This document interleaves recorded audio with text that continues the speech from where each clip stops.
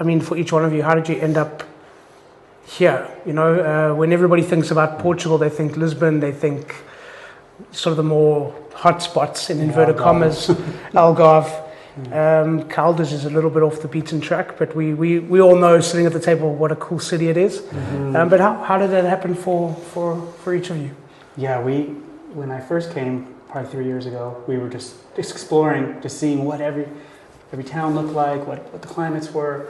And I had a friend living nearby in São Martinho de Porto, and he let me stay there. So my home base for my first kind of exploration period was there. Yeah. And we liked Lisbon, we loved Porto, we loved Aveiro, everything in between. Something about this place, and being that Mika is an artist, this place has that artistic flair, that artistic feel to it. For me, being a surfer, it has the proximity to the beach, and this climate is just wonderful. Yeah, similar to what you would have been used to on the West Coast, right? But something about walking through Don Carlos Park, and I'm like, man, this place. Yeah, so Where's your local surf beach? Which one do you like to go? I usually surf. Oh man, my playground starts at Foz do Aurelio down to Areia Branca, so there's just so many spots. Yeah, I hit them all, depending on where it's good. But that's nice to have all that right at my doorstep, pretty much. Yeah. And for you?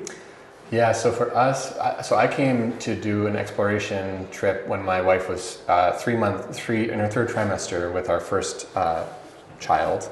And so while you were in a kind of an art mindset, I was in kind of a family mindset, I think, when I came.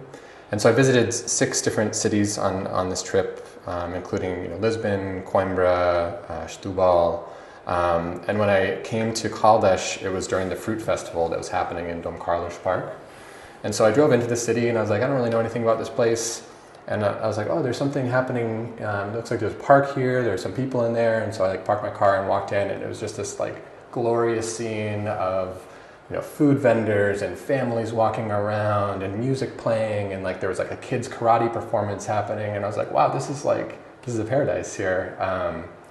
And so just seeing that, it made me feel like would be a really good place for our kind of growing family at that point.